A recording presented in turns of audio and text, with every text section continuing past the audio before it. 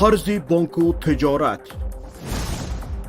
درستی نظارت، طرز حلال شفا، همکاری وعده وفا، احکام هجرت، سفر، طبق شریعت نظر، این همه در برنامه ترازوی عمل.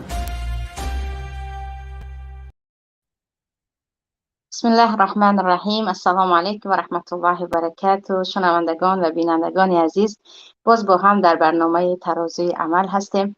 برنامه‌ای که با هم درباره مهمترین مسئله های اجتماعی و دینی و اینچنین بعضی مسائل اقتصاد داشتیم صحبت میکردیم و صحبت ها رو دوام میدیم. امروز به نزد شما به موضوع آمدم که موضوع هست در حل زیادی از مشکل ها، علل خصوص در داشتن کرامت خود و نگاه داشتن عزت خود به ما خیلی کمک میکند. اون هم موضوع هست که مایان کی باید ببخشیم و کی باید نبخشیم و این چنین موضوع هست که ما کی از کسی انتقام گیریم و کی انتقام نگیریم. پس در مسئله بخشیدن و انتقام گرفتن ایده خیلی تند می روند.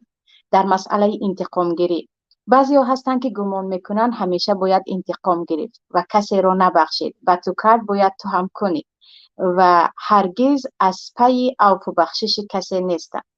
اما ایده دیگر برعکس این نفرانی هم هستند که همیشه میبخشند و میگویند هرچی داریم از بخشش و از عفو خود داریم و ما باید ببخشیم تا که بخشیده شویم و تا اندازه بخشنده هستند تا اندازه میبخشند که حتی دشمن همیشه بالای سر آنها مسلط هست و دشمن همیشه آنها را به هر طرفی که خواست به همان طرف میکشاند و در این مسئله، در مسئله عفو و بخشش و انتقام گرفتن به دین هم همین گونه نظر میکنند. ایده هستند که همیشه آنها را میبینید میگویند پیامبر همیشه بخشیده بودند، ما هم باید همیشه ببخشیم.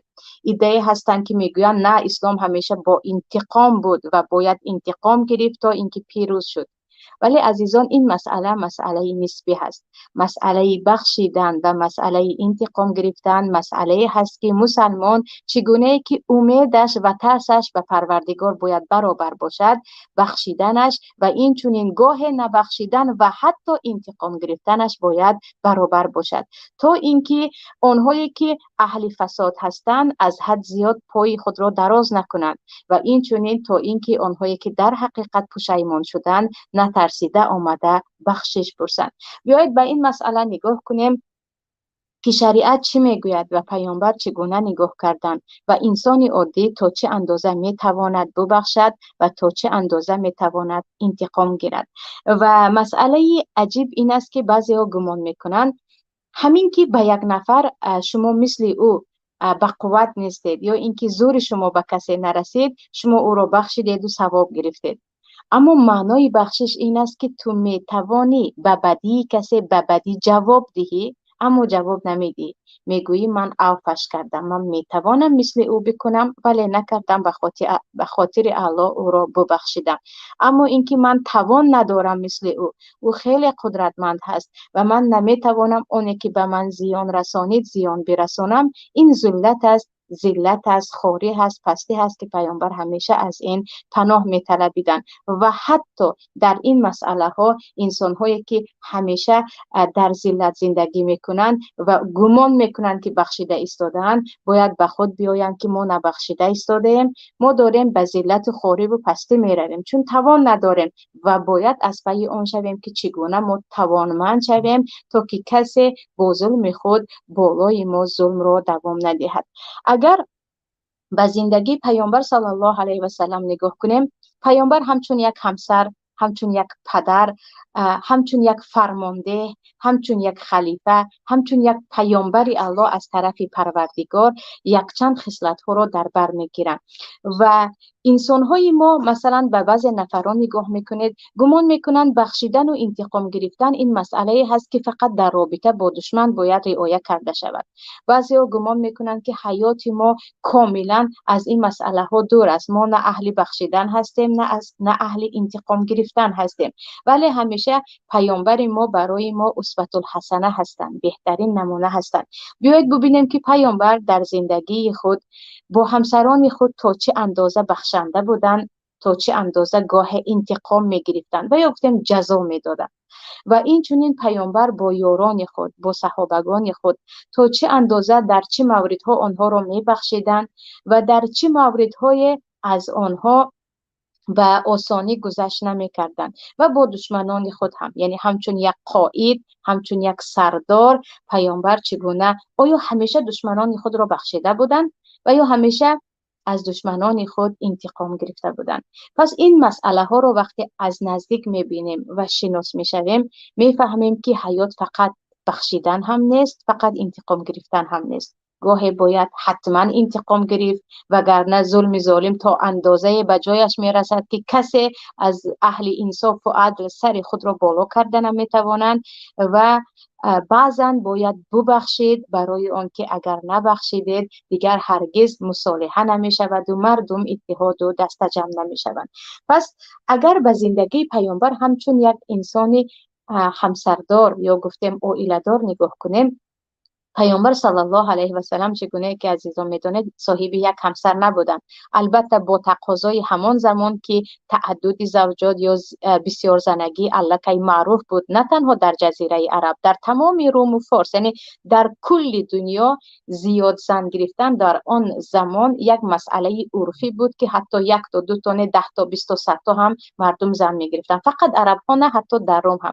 پیامبر صلی الله علیه و سلم هم یک چند همسر داشتند، 9 تا یا 11 تا که 2 نفرشون در حیاتشون وفات کردند. اکنون نگاه کنیم به زندگی پیامبر همچون همسر. آیا پیامبر همیشه خطاگی‌های همسران خود را میبخشیدند و یا اینکه پیامبر به خطاگی‌های همسران خود چگونه نگاه میکردند؟ و این چنین بعد از این میبینیم که پیامبر با صحابگان خود و دشمنان خود در این مسئله چگونه بودند. اولا در ما حدیث حضرت عایشه است رضی الله عنها در صحیح بخاری که حضرت عایشه میگویند و من تقم رسول الله صلی الله علیه و سلم لنفسه قط، هرگز برای خود، برای پایمال شدن حقوق خود پیامبر از کسی انتقام نمی گرفت، الا ان ينتهك حرمت الله، مگر اینکه حدود الله پایمال میشد، در این وقت فینتقم لله بها، به خاطر الله او انتقام میگرفت. و هر چیزی که به خاطر پیامبر که همچون یک انسان، نه رسول الله، همچون یک انسان بعضی از خطاگی‌های، بعضی بی‌ادبی‌های میشد، از جهتی کی نباشد هم پیامبر او را میبخشیدند. برای همین رحمتا للعالمین بودند. و حتی مردی که آمده از لباس پشتشان کشال میکند که نزدیک بود به زمین بیافتند، و این هم پیامبر هرگز از او انتقام نمیکنند، برعکس خندیده نگاه میکنند. حتی یهودهایی که السلام علیک، مرگ بر تو میگفت، پیامبر به آنها هرگز با انتقام نه و علیکم گویان جواب میدادند. اکنون حضرت عایشه در اینجا گفتند پیامبر به خاطر خودشان هرگز از کسی انتقام نگرفته بودند، همه را میبخشیدند، مگر اینکه کسی در حق الله، در حدود الله میگذرانید و پیامبر به خاطر الله از او انتقام میگرفتند. و به زندگی شخصی پیامبر اگر نگاه کنیم، پیامبر صلی الله علیه و سلم، حدیث در صحیح بخاری هست، وقتی در خانه حضرت عایشه بودند و یکی از همسرانشان در روایت ام سلمه طبق خوراک رو میفرستند، حضرت عایشه طبق به دست پیامبر نرسیده زود از دست خادم میگیرند و به زمین میزنند. و در آنجا پیامبر صلی الله علیه و سلم تنها نبودند، آنجا انس ابن مالک، اگرچه خردکک بودن، انس ابن مالک بودند، باز یکان خاتم دیگرشان بود. و طبق هنوز با خوراکش به دست پیامبر نرسیده، حضرت عایشه میگیرند و به زمین میزنند و میگویند مگر من خوراک پخته نمیتوانم که وقتی که تو در خانه من نیستی او مهربانی میکرد است و به تو خوراک میفرستد. اینجا اگر منظره رو تصور کنیم عزیزان، خیلی دهشت آور است. پیامبر الله هستند، اونجا انس هستند یا گفتیم یک دو سه نفر هست، همسر پیامبر میگیرند و طبق خوراک رو به زمین میزنند تا اندازه‌ای که خوراک چاش و پاش میشود و طبق میشکند، شکسته پاره میشود. پیامبر اکرم به جای اینکه بگویند که عایشه از الله بتر چیکار داره میکنه یا مگر تو خجالت نمیشوی، چیز نمیگویند، برعکس به زمین می نشینند، کاسه های پاره رو به دست میگیرند، خوراک ها رو هم جمع میکنند، فقط یک کلمه میگویند غارت امکم، پروا نکنید مادر شما الان غیرتی شد، یعنی رشک کرد. این کاری که کرد از روی رشک هست، این خودش این گونه انسانی بد نیست. یعنی تصور کنید پیامبر هیچ انتقام نه بعد از این کار میگیرند، نه در نزد همان منظر چیزی میگویند، فقط میگویند غارت امکم، ولیکن میگویند طبقه که شکستی باید تو برگردانی. یک طبقه سالم رو از خانه میگیرند و به خادم میدهند و در روایت آمده است که مسلمه میگویند نه من اون طبقه رو به عایشه ببخشیدم، اگر چه شکسته باشد هم من طبقه چیز دیگری نمیخواهم. اینجا پیامبر هیچ انتقامی نگرفتن، هیچ چیزی هم نگفتن. میدونند که این یک غیرت یا رشک عادی بین زنها هست. ولیکن به مسئله دیگر اگر نگاه کنیم، در مسند امام احمد است وقتی که در سفر حج بودن و صفیه دختر حیی وقتی که همسر پیامبر صلی الله علیه و سلم در راه شترشان بیمار می شود یا دیگر شترشان نمی تواند صفیه را ببرد، پیامبر میگویند یکی از شما صفیه را همراه خود بگیرید و به زینب دختر جحش دختر عمه خود پیامبر میگویند زینب صفیه الان شتر ندارد، مرکب ندارد که بنشیند، برای همین تو همراه صفیه در شترت بنشین. زینب میگویند ها این یهودی بیچاره بگو، یا میگویند افقر یهودیتی، این یهودی کمبغلی تو به شتر بمون. یعنی صفیه رو با کلمه یهودی صدا میکنن یا گفتیم صحبت میکنن در بارشان. و اینجا یهودی گفتن یک زن مسلمان یا یک نفری که مسلمان است او رو یهودی یا نصرانی یا کافر یا مشرک، هر چیزی که گوید که از شریعت او رو برآورد، این مسئله عادی نیست و در این باره خیلی زیاد احادیث است که کسی رو کافر گفتی، مشرک گفتی، او کافر نیست، به تو برمیگردد. فقط همین کلمه، اون هم تلمیحاً که پیشتر صفیه یهودی بودند بعداً اسلام آوردند مسلمان شدند، وقتی زینب میگویند اوره این یهودی بیچاره، پیامبر 3 ماه کامل با زینب صحبت نمیکنند و میگویند در حتی وقت حج بود، اینها به حج آمده بودند، در مکه یگان کلمه صحبت نمیکنند، برمیگردند به مدینه، در مدینه هم 2 ماه زیادتر صحبت نمیکنند. 3 ماه کامل پیامبر با همسر خود قهره میمونند. این هم جزا برای آن که تو چگونه حق داری زنی که مسلمان است بگویی که یهودی هست، باز این رو طعنه زنی به همان قصه گذشته اش یا از گذشته دورش او رو یادآور شوی. البته صفیه وقتی که یهودی به دنیا آمد در دست خودش نبود و این انسان اسلام آورد، مسلمان شد و ام المؤمنین است. چگونه ای که تو حق حقوق داری او هم حق حقوق دارد. ولیکن زینب این گونه کمی مشکلیشان بود، ام المؤمنین رضی الله عنها و عنهم اجمعین. بعد پیامبر صلی الله علیه و سلم انتقام گویا گرفتند و جزا دادند به همسر خود، نه به خاطر اینکه صفیه را زیادتر دوست می‌دارند، به خاطر اینکه بدانند که انسان را به گذشته‌اش تهمت نمی‌کنند یا طعنه نمی‌کنند. یک انسان الکی مسلمان شد، اسلامش را به خوبی اعلان کرد، تو حق نداری که او را از گذشته‌اش بگویی. اینجا ببینیم که پیامبر صلی الله علیه و سلم در این زندگی مشترک خود نه همیشه همسران خود را می‌بخشیدند، گاهی می‌شد است که قهری هم می‌شدند، حالا که قهرگی 1 روز 2 روز نه، قهرگی 3 ماه. و این چنین وقتی حضرت حفصه دختر عمر و حضرت عایشه با هم درباره پیامبر صحبت میکنند که درباره حضرت موریه یا عسلی که در خانه زینب خوردن دیگر نمیخورند و برای خود حرام میکنند، قصه در سوره تحریم آمده است. با حتی 1 طلاق داده بودن حفصه رو به خاطر آنکه چرا تو سر مرا اومدی به عایشه گفتی، در حالی که من به تو گفته بودم که به کسی نگو.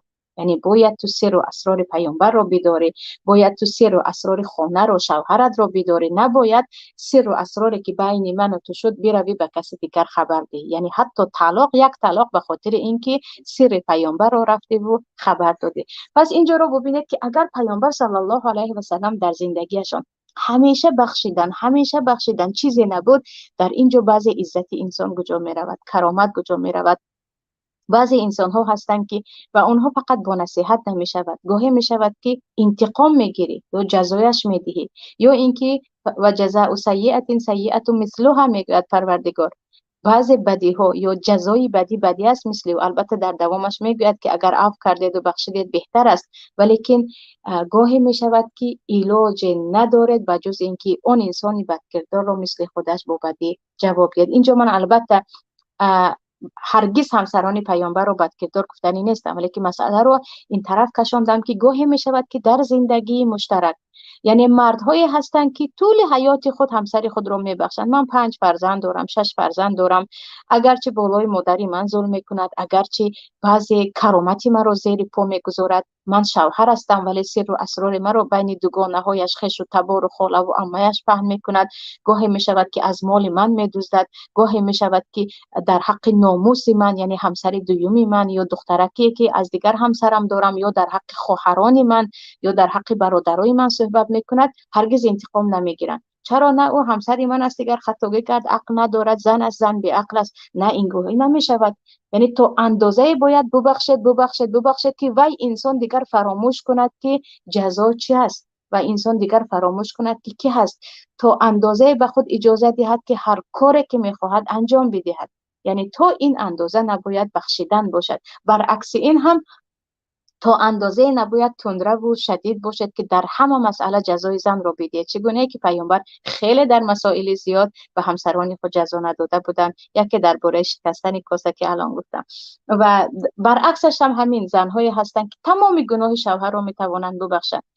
یعنی حتی گناه‌های کبیره‌ای که خودشان هم در آن شریک هستند. وقتی میگویی بخشیدن در این حالت ممکن نیست، این گونه زندگی دوام دادن ممکن نیست. عمر خیلی کوتاه است. لحظات عمر از آن که ما گمان میکنیم کوتاه‌تر است.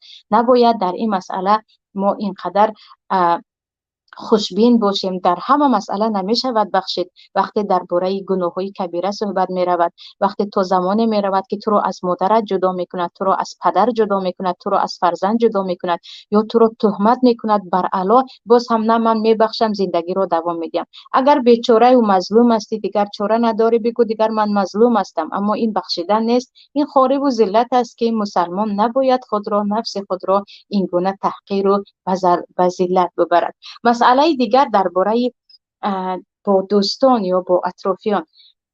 گاهی می شود که اطرافیان خود را، دوستان خود را گفتیم، بعضی خویش و تبار خود را. مسئله پدر و مادر چیز دیگر است عزیزان. پدر و مادر هر چی کند هم باید ببخشید، برای آنکه حقوقی که پدر و مادر بالای ما دارد هیچ انسان در دنیا ندارد. پس از حق الله این حق پدر و مادر است. هر چی هستند، چه خیل هستند، همین گونه قبول میکنیم، خطاگیاشون را میبخشیم و به خودشون نگاه کرده معامله میکنیم. مسئله دیگر. اما دوستان داریم، یا بعضی خویش و تبار داریم، یا بعضی همکاران داریم.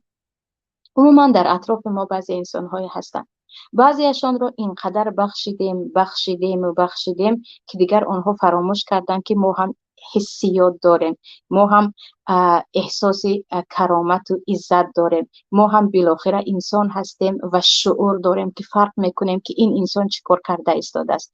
یعنی تا اندازه بعضی ها رو بخشیدیم و خطاگی آنها رو نادیده گرفتیم که آنها فکر کردن دیگر کور هستیم، کسی رو ما نمیبینیم، هر چی خواهد میکند.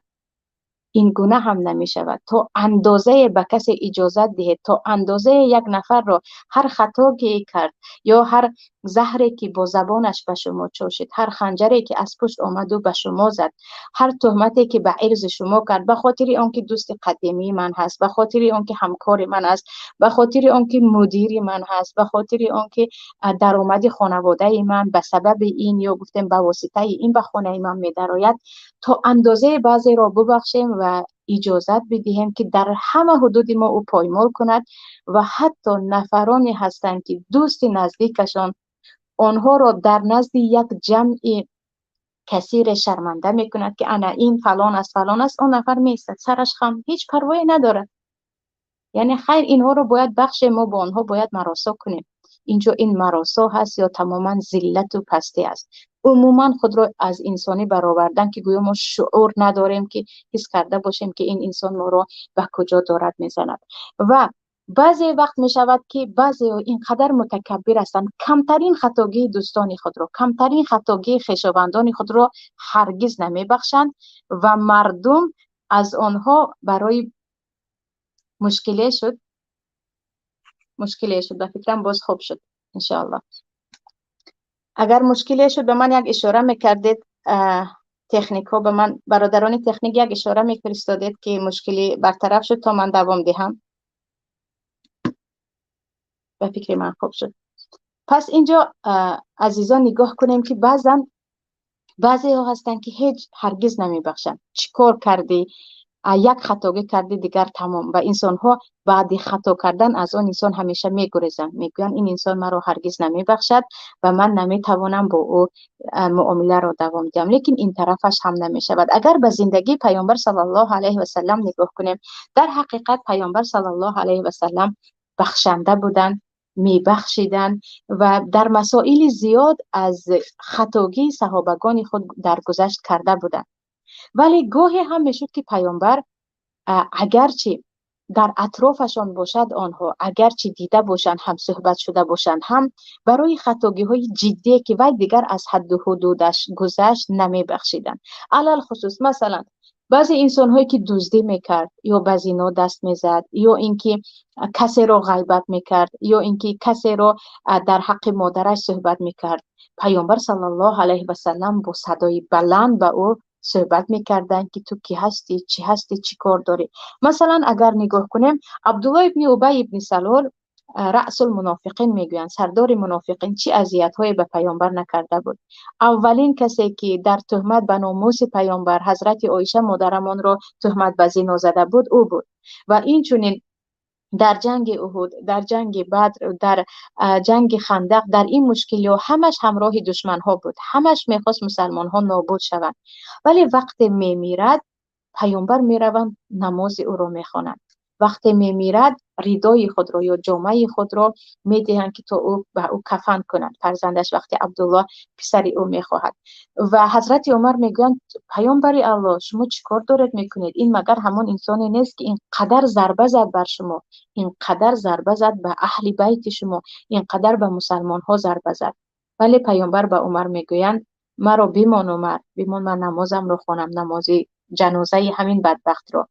و من الله اختیار داد که اگر خواستی به آنها طلب مغفرت کن، اگر خواستی نکن، ولی من طلب مغفرت دارم میکنم. ولی بعد از این آیت نازل می شود که ولا تصلی علی احد منهم مات ابدا، هرگز به یگان منافق نماز نخوان، آنها چون منافقان بودند که در دل کفر و در زبان ایمان داشتند. پس اینجا نفران دیگر خیلی زیاد هستند. مثلا لبید ابن عاصم، یهودی که پیامبر رو سحر کرده بود، حتی 6 ماه پیامبر خودشان رو گاهی حس نمی کردند، بعضی چیزها رو کردم میگفتند و نکرده بودند، حدیث در صحیح بخاری است. لیکن وقتی شفا مییابند میگویند به حالش گذارید، یعنی از او انتقام نمیگیرند. این بخشش پیامبر بود. این گونه انسان ها خیلی زیاد بودند. اما برعکس این، وقتی زن فاطمه مخزومی دزدی میکند، پیامبر میگویند دزد باید جزاش را بگیرد، دستش بریده شود. و یا اینکه در قصه عریانیین وقتی آنها می آیند چقدر در روی زمین فساد میکنند، شترها را میکشند و چوپان را میکشند، به جای آنکه رحمت بگویند پس از شفا یافتن و خوب شدن در زمین فساد میکنند، بدترین عذاب را پیامبر بالای آنها، بدترین جزا را برای آنها حکم میکنند که اینها برای دیگران عبرت بشوند. پس اینجا ببینیم که پیامبر صلی الله علیه و سلم بخشنده بودند، میبخشیدند، اما گاهی انتقام هم میگرفتند. و با اطرافیان خود مسلمان زمان میبخشد و در عزتش، در جای کرامتش باقی میماند که او بخشیدن را در جایش استفاده کند و انتقام گرفتن را در جایش. وقتی جایی که لازم نیست ما بخشیدیم، جایی که به انتقام نیازی نیست انتقام گرفتیم، ببینیم که چقدر در اطراف ما فساد می شود.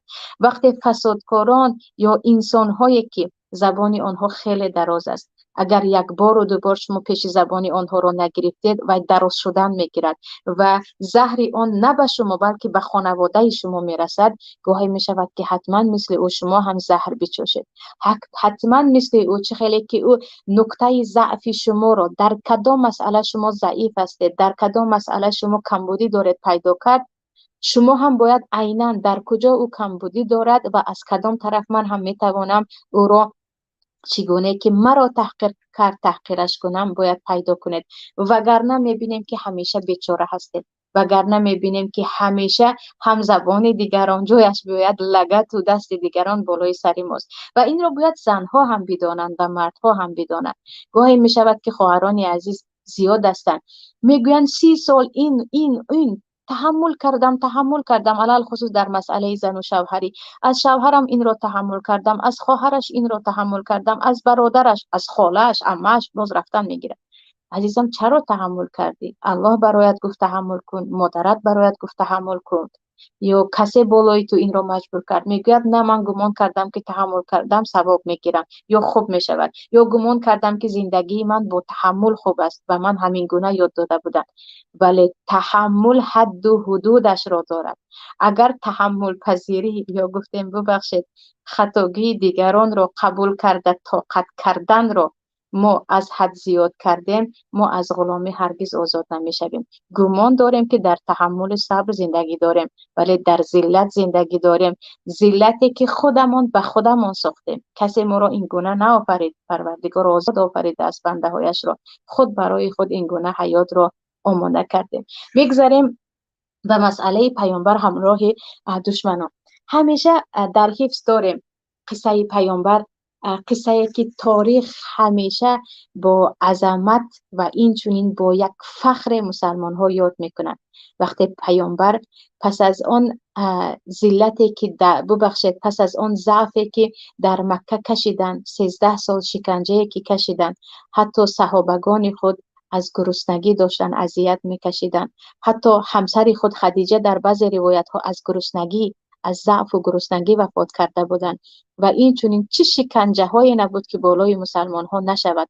وقتی پیامبر 13 سال این همه اذیت رو کشیدن، دیدن و گریزان از مکه رفتن به مدینه و یک دولت بنا کردند و بزرگ شدند و برگشتند، در حالی که یک به یک می توانستند هر یک کسی که پیامبر رو اذیت داد بگیرند و انتقام کنند. تو فلانیه بودی که به من این گفته بودی، تو فلانیه بودی که فلان صحابه را چنین کرده بودی. اما پیامبر همه اهل مکه را جمع کردند و گفتند چی گمان دارید الان من با شما چی میکنم؟ بعد از این مکرهایی که بر علیه من و مسلمان ها کردید، بعد از آن همه تهمتی که در حق من کردید، گاهی مجنون، گاهی ساحر، گاهی چیزی دیگر، اکنون من چیکار میکنم؟ ولی اهل مکه گفتن خیر، فقط ما چیزی خوبی رو از تو انتظار هستیم، برای آنکه انسانی کریم هستی، انسانی بزرگ و بزرگوار هستی، پدرت هم انسانی بزرگوار بود، ما از تو فقط بزرگواری رو انتظار هستیم. پیامبر میگن اذهبوا انتم طلقا، بروید شما همه آزاد هستید، من از کسی انتقام نمیگیرم. و این قصه رو وقتی میبینید گمان میکنیم پیامبر همه رو عفو کردن، تک تک هر یک مشرک و هر کسی که در مکه بود عفو کردن. ولی به سنن نسائی نگاه میکنیم که پیامبر در بعض روایت ها 15 نفر، در بعض روایت ها فقط 6 نفر، در بعض روایت ها 8 نفر را و علل خصوص همین 4 نفر را پیامبر گفتند اکریمه ابن ابی جهل، عبدالله ابن خطل و عبدالله ابن سعد و یک نفر دیگر که مقیس ابن سبابه هست. این 4 نفر را پیامبر گفتند اگر اینها خودشان را به دیوار کعبه بروند و بچسبانند هم شما اینها را بگیرید و به قتل رسانید و این چون این 2 زن دیگر را. یعنی این برای اینها هرگز عفو و بخشش وجود ندارد. اینها کجا روند هم باید اینها را دستگیرش کنید و نابودش کنید. سبب چی بود؟ از انسان‌های بودن که بعضیشان گاهی من مسلمانم گفتند و بعداً از اسلام برگشتند و علیه مسلمان‌ها چقدر حیله و نیرنگ کردند. بعضیشان بودن که بجز فریب کردن مسلمان‌ها گاهی من مسلمانم گاهی میگویی، بعضیشان جاسوسی. یعنی انسان‌های بودن که بدترین اذیت را و بدترین نیرنگ ها را بالای مسلمان ها کرده بودند و پیامبر گفتن اینها هرگز اصلاح شدنی نیستند. یعنی بخشش من فایده ندارد، حتی به دیوار کعبه هم خودشان را آویزان کنند یا بچسبانند اینها را باید نابودش کنید. اما همین باشد هم 2 نفر اینها، اکریمه ابن ابی جهل اولا میگریزد، بعدا مسلمان میشود و برمیگردد، وقتی به کشتی سوار میشود و طوفان میشود و میفهمد که یگان از وی خداهای سنگینش به او کمک نمیکنند، اسلام می آورد و وقتی به نزد پیامبر آمده میگوید من اسلام آوردم، پیامبر او را میبخشند. و این چنین عبدالله ابن سعد را هم وقتی به خانه عثمان یا به نزد عثمان می درآید و به عثمان ابن عفان میگوید که من اسلام می آورم، مرا به نزد پیامبر ببر، پیامبر او را می بخشند. اما دو نفر دیگر و دو زن دیگر رو پیامبر نمی بخشند. دو نفرش کشته می شود، دو نفرش گریخته می روند زنها و نابود می شوند با همین. یعنی به اینجا نگاه کنیم که پیامبر همه را نمی بخشیدند. بعضا می شود که یک نفر با شما دشمنی دارد، جدا دشمنی دارد، ولی می بینید که پشیمان است، آمد پوزش پرسید، معذرت خواهی کرد، مشکلی ها را حل کرد، دیگر شما هم بخشیدید و بهترین از این بخشش شما، برای آنکه هیچ چیز مثل بخشش نیست. و الله در صفت انسان های مؤمن همیشه درباره‌شان میگوید والعافین عن الناس. عافین عن الناس یعنی آنها نفرانی هستند که از دیگران عفو میکنند. والکاظمین الغیظ والعافین عن الناس آمدگی هست در سوره آل عمران در صفت تقواداران یا اهل ایمان که اینها غضب‌های خود را فرو میبرند و دیگران را میبخشند. و پیامبر صلی الله علیه و سلم میگویند هر کسی را به خاطر الله ببخشیدی، الله درجه تو را بالا میکند.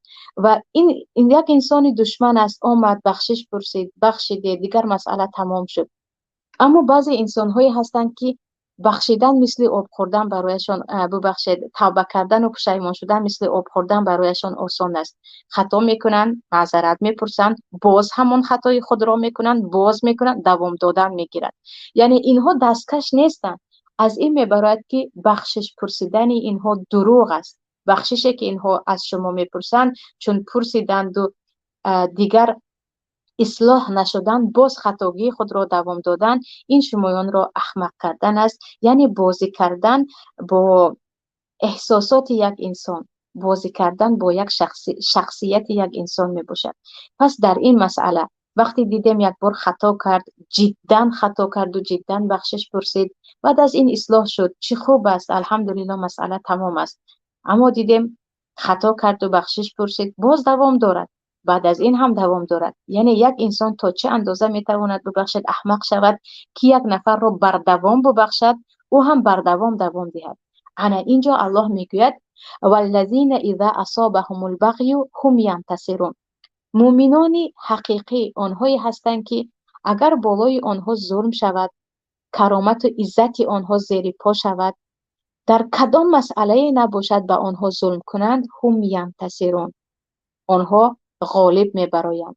غالبی گاهی میشود که مثل او میشوید، همون گونه‌ای که او به تو ضرر رسانید ضرر میرسانی. اما این معنیش این نیست که اگر او تهمت کرد تو هم تهمت کنی، یا او اگر مال تو را دزدید تو هم مال او را دزدید. نه، یک جزای مناسبه که تو میتوانی او با این جزا او را تنبیهش دهی. و الله میگوید در سوره بقره فمن اعتدى علیکم فاعتدوا علیه بمثل ما اعتدى علیکم. همیشه عفو بخشش نیست.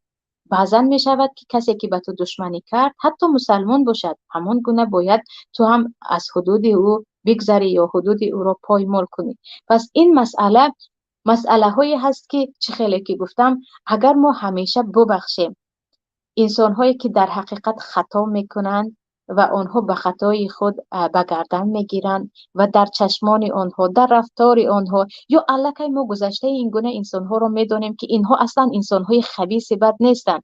یکی شد گناه کردن، خطا کردن، بخشش پرسیدن، یا خود ما در حق کسی کردیم بخشش پرسیدیم. اما انسان های خبیث هم زیاد هستند. انسان های بد اخلاقی که اگر به بد اخلاقی آنها ما جواب ندادیم، آنها از حد گذرانیدن میگیرند.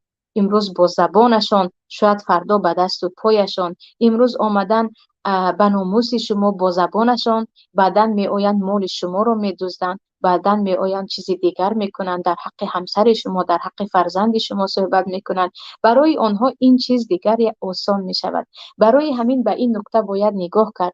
یعنی مؤمن نفری نیست که با بخشیدن، یعنی دیگران را من او را بخشیدم گویان، تا اندازه او را بالای خودش سردار نگرداند که گمان کند که هر چی کردیم هم او میبخشد، دیگر میتوانی مسخرش کنی، گوجای نشستی، میتوانی کی خواستی پولش رو گیری و قرض گویان بعدا ندهی، میتوانی در آبروی او در هر کجا صحبت کنی.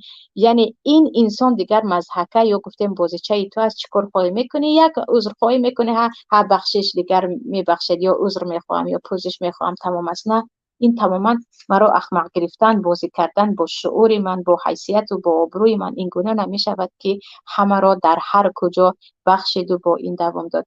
پس به زندگی پیامبر نگاه کردیم عزیزان، و چی کسی بهتر است از پیامبر صلی الله علیه و سلم که به ما یک الگوی هستند در تمام زندگیمون، در مناسبت با مردم، در مناسبت های اقتصادی، در مناسبت با دشمن که چگونه پیامبر با دشمنان خود مناسبت میکردن انشاءالله صحبت میکنیم.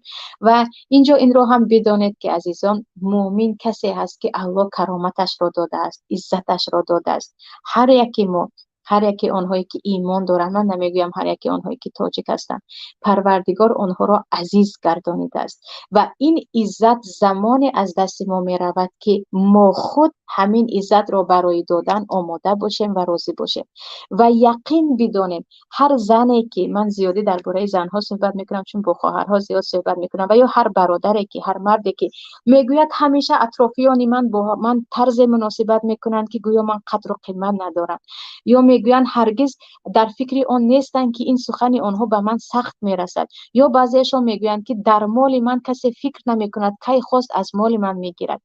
اینجا مسئله دیگران نه، مسئله خود ما هستیم.